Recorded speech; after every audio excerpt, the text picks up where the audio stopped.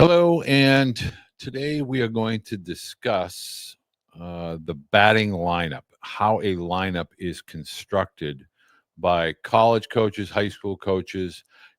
Week after week, when I'm talking with college coaches and we begin to talk about athletes and recruiting and how they construct their roster as well as their lineup, I get question after question from parents. Hey, I get why the 3-4 hitters, but why are you so focused on 7, 8, and 9, etc.? So I thought this would be a great video topic for parents and student athletes to really listen to and begin to understand so that you can know where you may fit within the confines of not only a high school lineup, but hopefully a college lineup as well. We have 9 roster spots on a lineup card, and at the youth levels, and now we've been at the major league levels, all 9 are hitters. Sometimes there's a DH in there, obviously hitting for the most part, with exceptions for the pitcher.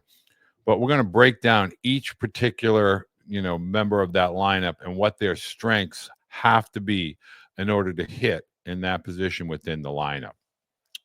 So we're going to start off with the top 2 hitters, the 1 and 2. It's always been a foregone conclusion that your leadoff hitter is going to have foot speed. They're going to be fast. But the other aspect for a leadoff hitter is patience, a good strike zone awareness. It allows the hitters behind him to see what a pitcher has. It allows, for the pitcher to throw more pitches in an at bat. Good ball strike, somebody that really can handle a bat, typically a very good bunter, puts balls in play, knows how to work a lineup, has foot speed, and runs the bases really, really well. Can usually be a righty or a lefty. There's really no specific determination. Obviously, coaches would tend to have a preference for guys that hit out of the left-handers batter's box. That's largely because a right-handed hitter with average to slightly above average foot speed is going to run from the right-hand batter's box through the bag at first base in 4.3 seconds or less. Whereas conversely, the left-hand hitter is typically going to get down there probably in like a 3.8 at the elite level into that 4.1. So obviously a shorter distance to cover, and they obviously have the ability to put balls on the ground and utilize their foot speed. Second hitter, number 2-hole hitter. The 2-hole hitter, somebody typically that hits from the left side, gives that runner on first base the advantage to get a good jump, a good break. Is somebody that puts bat to ball on a consistent basis, somebody that can move the leadoff hitter around. So again, they're going to be a good bunter. An advanced hitter as far as average, not so much from a power perspective, but the better hitters in today's lineups are no longer just being in the 3 and 4 slot. You get more at bats during the course of a game if you're batting leadoff or 2-hole. I did that for years with my 2 best hitters because I felt that it gave us a better position to get them more at bats during the course of the game. So that 2-hole hitter is going to be an advanced hitter, somebody that has good hits for average, has good foot speed, can run the bases really well, and is able to move runners around on the base paths, whether that be through the bunt or the hit and run. Your 3-hole hitter, for the most part, is your best hitter for average, has power, has gap-to-gap power plus home run power. Again, a lot of coaches at the college level would prefer their meat of their order to be from the left-hand side, largely due in part because the vast majority of pitchers are right-handed. So understand that 80 to almost as high as 90% of elite pitchers at the high school and college level are right-handed. So therefore, college coaches try to stack. If you look SEC, ACC, Big 10, Big 12, any level of college baseball, typically their big power hitters are going to be in that 3, 4, and 5-hole from the left side. Number 3-hole hitters are definitely more contact orientated. They tend to have the higher average. They tend to be advanced with regard to putting balls in a gap. RBI producers. They know how to hit with runners on third, less than 2 out, second and third down by a run, open base. They're patient. They'll take the walk if it's given to them, or they know how to hit backside. So they tend to be the most advanced, complete hitter on the team is that 3-hole hitter. 4-hole, usually your power guy, again, is going to have a lot of the metrics similar to your 3-hole hitter. Your 4-hole hitter is the guy that can really have advanced power, that really has the propensity to, drive balls over outfielders' heads, out of ballparks. Again, they're going to have good batting average capabilities, but they're really in that 4-hole to try to drive in runs, collect RBIs. They tend to be advanced when it comes to putting balls in play with authority.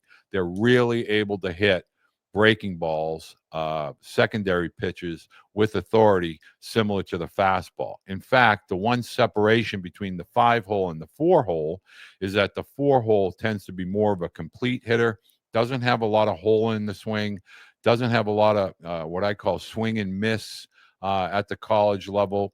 They tend to pounce on mistakes. They recognize mistakes in the zone. Again, at the higher levels, they'll be left-handed, but your 3 and 4 hitters tend to be corner position players. They tend to be your right fielder, your left fielder, your third baseman, or your first baseman.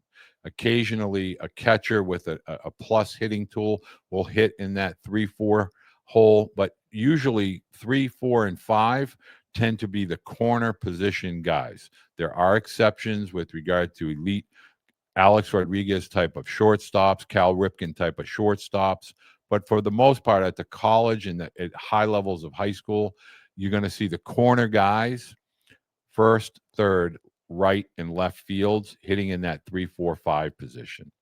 Your 5-hole hitter is going to be somebody that can absolutely punish fastballs, has power, has advanced power, might be a tick down from your 3-hole hitter as far as ball strike consistency. They might have slight difficulty hitting the secondary pitch, the hard aggressive slider, the curveball, but they generally have big power. They can drive balls into gaps. And your 5-hole hitter, along with your 4-hole hitter, are going to be leaned on quite heavily for production as far as RBIs, extra base hits, total bases, etc.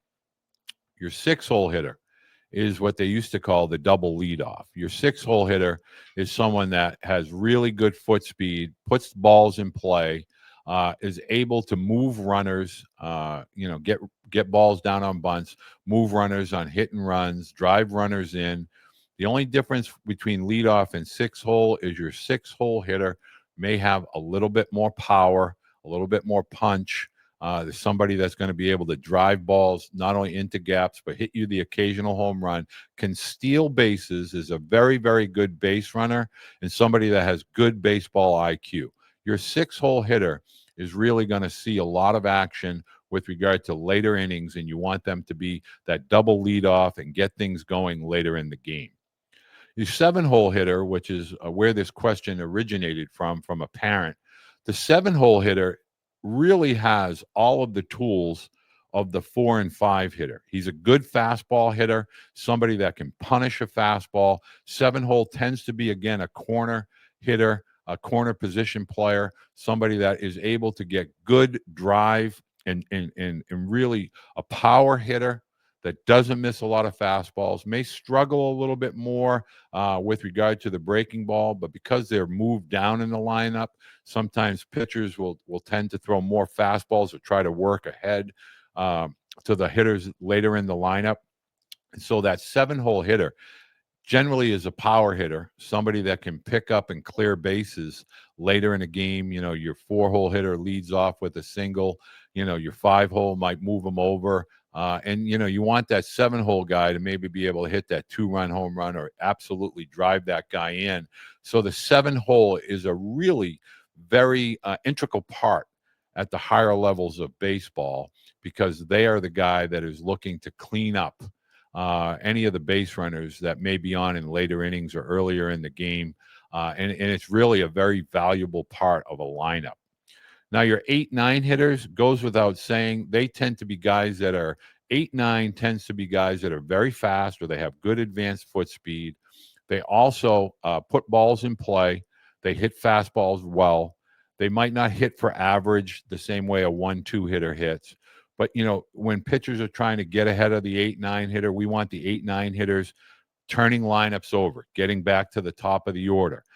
We want those 8-9 hole hitters putting balls in play and making defenses play. So you generally find 8-9 are typically middle infielders, center fielder, typically at some levels the catcher, maybe at that 8-9 level. Think Jason Kendall. He had some foot speed, but they might not have the same power, but they're good contact hitters. They put balls in play. And always, always remember 8-9 hitters are very, very valuable to the college lineup, the higher levels of high school, obviously professional baseball. A lot of younger hitters get very disappointed when they're hitting 8-9. And the 8-9 position in a lineup is extremely critical. Elite quality teams take pride in turning lineups over. They work walks. They have good strike zone awareness.